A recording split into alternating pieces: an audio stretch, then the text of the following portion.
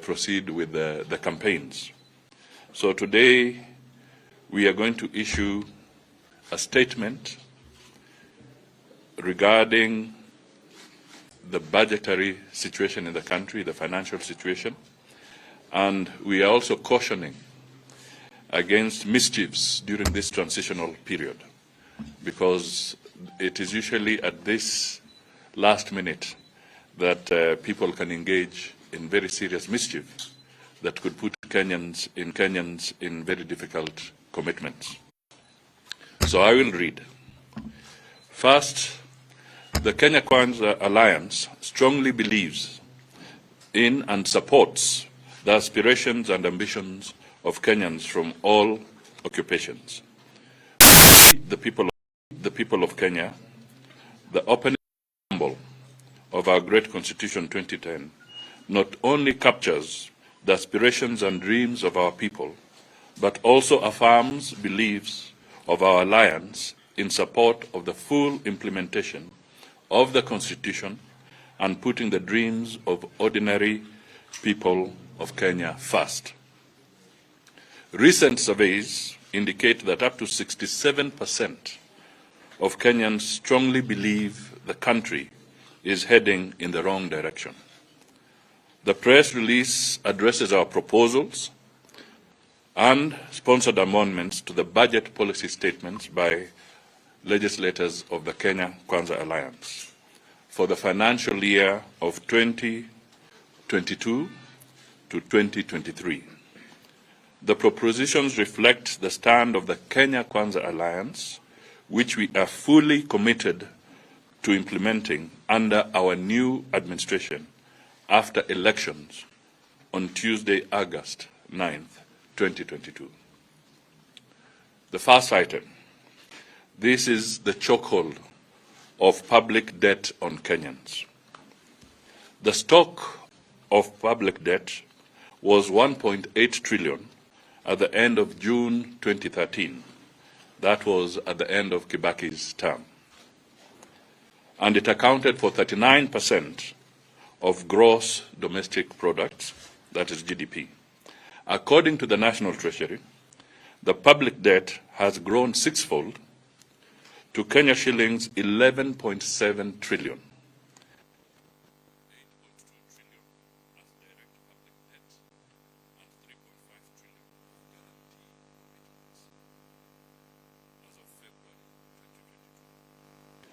Which is over 100%. Total loan commitments and stock of debt procured exceed the public debt of Kenya shillings 9 trillion as approved by Parliament in 2019, thereby breaching Article 211 of the Constitution, read with Section 50, Subsection 2 of the Public Finance Management Act of 2012. The Cabinet Secretary for the National Treasury exceeded the set debt ceiling without seeking new approval from the Parliament in total violation of the Constitution and the Public Finance Management Act of 2012. It may be of interest to note that debt commitment pre-handshake, and I repeat, pre-handshake, was 4.5 trillion Kenya shillings. And the post-handshake figure has ballooned to 11.7 trillion. The question is this: was the handshake a license to burdening Kenyans with punitive public debt, punitive taxation, punitive food prices, and a high cost of living?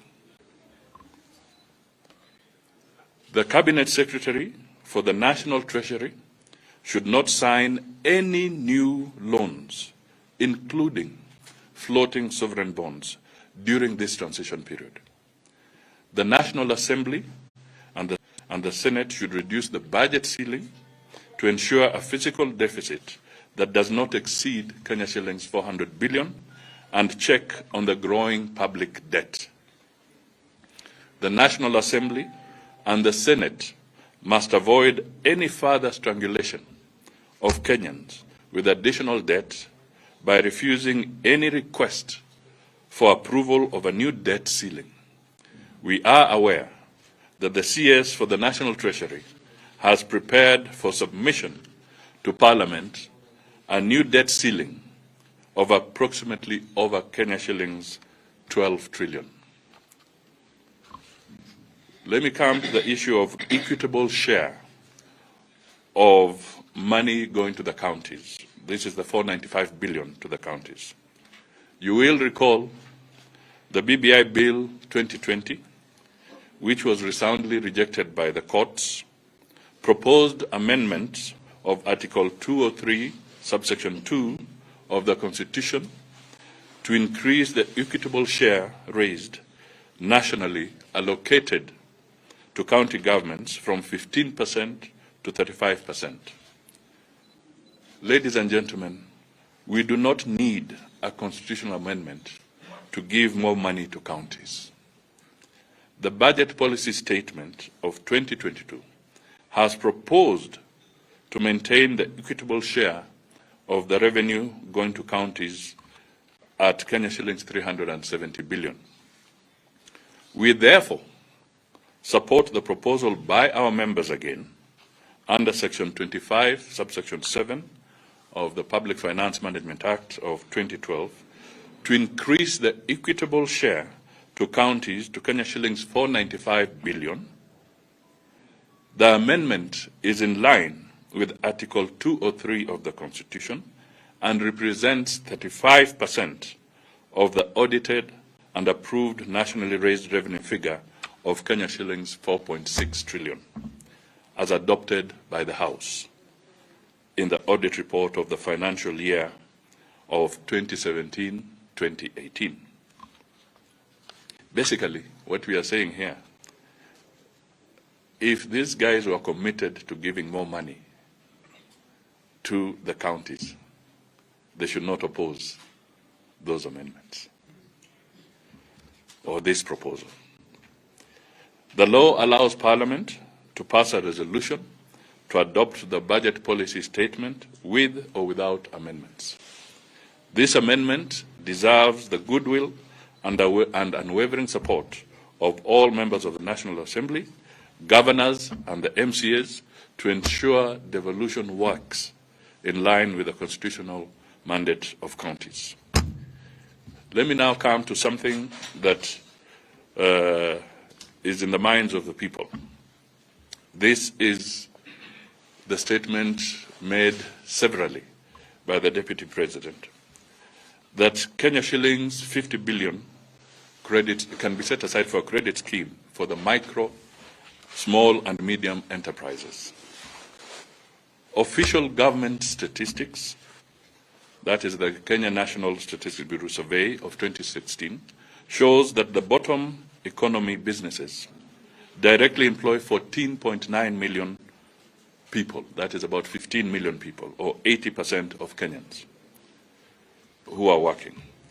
The main sources of capital for financing these enterprises are 80% from family sources, 4.2% from family friend loans, 5.6% from banks, and of course, a small figure of 1.4% from chamas, their local cooperatives. And the government provides literally only 0.01% of these funds. Under the bottom-up economic model propagated by Kenya Kwanza, we support our members' proposal for the provision of Kenya shillings 50 billion, and this has been put by our members in Parliament, in the financial year 2022-2023 for the support of the establishment of affordable credit schemes to support these small businesses. We can then expand the tax bracket and subsequently increase taxation collection by reducing the high level of domestic borrowing that has crowded out businesses. Let me come to something that deals with governance. The financial autonomy of the police and the judiciary. This has remained like a mirage. The Constitution envisaged an independent National Police Service under the National Police Service Commission in Article 248(2)J of the Constitution, and not to micromanage police service under the Ministry of Interior. The independence of the National Police Services is not achievable without financial autonomy, which is currently under the control of the Principal Secretary for Interior. The Cabinet Secretary for National Treasury should obey the Constitution and designate under Section 67 of the Public Finance Management Act 2012 the Inspector General as an accounting officer for the National Police Service. This will provide financial autonomy and ensure the country of independent and effective policing services, especially the Office of the DCI, in the fight against corruption and maintenance of security across the country. Article 173 of the Constitution established a judiciary fund for the administrative expenses of the judiciary and such other purposes as may be necessary for the discharge of the functions of the judiciary. The National Treasury has continued to breach the Constitution by failing to provide money for the operationalization of this important constitutional fund in the last 12 years. Our members have proposed amendments to provide an additional Kenya shillings 12 billion in the financial year 2022-2023 for the operationalization of the Judiciary Fund, in line with the Constitution, to offer the judiciary financial independence, autonomy, and the financial muscle to proceed in the fight against corruption and help clear case backlogs, some of which date back to 40 years. There are other immediate issues: drought mitigation measures and support to teachers, students, and farmers. The ravaging effects of the COVID-19 pandemic and the deteriorating food security situation are worrying, while the indicative budget for the livestock offtake program indicated a reduction in allocation of Kenya shillings 249 million in 2021-2022 to Kenya shillings 140 million in 2022-2023. The National Drought Management projects the situation to worsen further and affect over 4 million people in Baringo, Kitui, Lamu, Garissa, Wajir, Tana River, Isiolo, Turkana, West Pokot, Makwiny, Marsabit, Samburu, and Mandera counties. Our members have proposed an amendment for the provision of an additional 2 billion Kenya shillings required for drought mitigation, including livestock offtake in the budget of the financial year 2022-2023. Our teachers require adequate preparation for the changing CBC. The government must allocate adequate resources to cater to the teachers' professional development program. Our members have proposed an allocation of 1.8 billion in the financial year 2022-2023 to cater for this program. Further, our members have proposed doubling the allocation for funding to the Higher Education Loans Board to ensure seamless processing of loans to university and TVET students who are currently suffering due to lack of funds at the Higher Education Loans Board for disbursement. Our members have also proposed an amendment to the budget policy statement to provide for an additional 5 billion for fertilizer subsidy program to bring fertilizer prices down to about Kenya shillings 2,500 per bag. Finally, as Kenya Kwanza, we want to reiterate our commitment to the people first principle. We believe that the people are the rightful masters of both Parliament and the courts. We affirm our resolve to support devolution and the Constitution. We are together with the people in our commitment to constitutionally overthrow via the ballot any person who perverts our Constitution. That is a quote from Abraham Lincoln. God bless you all, and we say Kenya Kwanza. Asante. Thank you very much.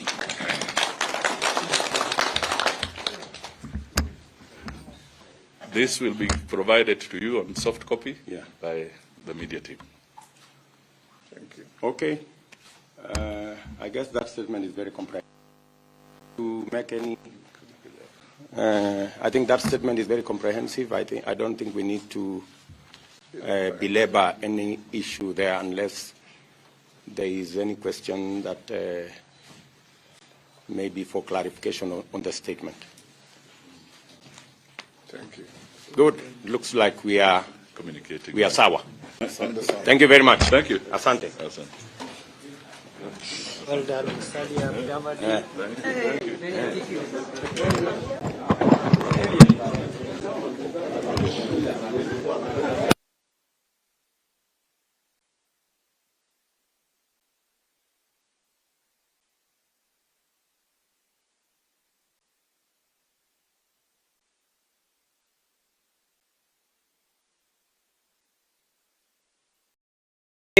Besides the drainages on this project, we've done kila mahali ni lazima kukue na maji. Tumechimba borehole, iko tayari, and why invest here? Kwa kila ploti itawekwa maji. So the water is already dug. We will show you down there. And even the workers are doing something on this. Na watu huko hivi wako busy, kazi inaendelea kwa hii project. So maji iko tayari. Kwa sababu unapoambiwa project ni mzuri, lazima ukue na maji ndio ujenge. So maji iko tayari na itakuwa kwa kila ploti. Si ati ni communal, itakuwa kwa kila ploti. Tutakuconnectia kwa kila ploti, but with a certain fee, amount of fee to connect on each plot. So that is one reason why you should invest here. And another reason is, this is a replica of our award-winning project. Hapa kando tu panaitwa Acacia Victory Gardens. You can check on our website. Utaangalia uone kuna Victory Gardens. Phase 1 paka phase 5, people are living there. This is our award-winning project. Na wakati iliisha, our esteemed clients wakasema, we need another replica of Victory Gardens. That is why we are tunafanya whatever we've done in Victory Gardens, that is what we are transferring to this project. What have we done there? We have trees, we have solar street light on that project, zenye tuta transfer on this project. Tumeanza na miti. Mwenzangu amewaonyesha miti. Maneno ya drainage ndio hii mwenzangu amewaonyesha. That is what we've done there. Compacted maram roads ndio hizi mwenzangu amewaonyesha. That is what we've done in Victory Gardens. What we've not done here, and that is why we are saying this is an introductory price on this project. There are value adds zenye hatujafanya kama kule, kama kuweka hiyo solar street lights. Zitakuwa kwa kila street unaona kwa hii project kutakuwa na hizo solar street lights. So by the time tunafanya hivyo, tukifika hapo, the value of this project will go higher. That is why today we are saying for a site visit, na mimi mwenyewe nitakuleta paka hapa anytime, any day. Just call us on 0721 910 603. Na sitakuwa naibu, nitakuonyesha maji ambayo ninakuambia iko hapa. Hapa tumesimama kwa drainage, nitakuonyesha ni ukweli. Na ukitaka tunaweza kuteremsha Victory, uone wale wanaishi huko phase 1, phase 2 ndio uone. Give it 1 year, this place will be the same kama kule.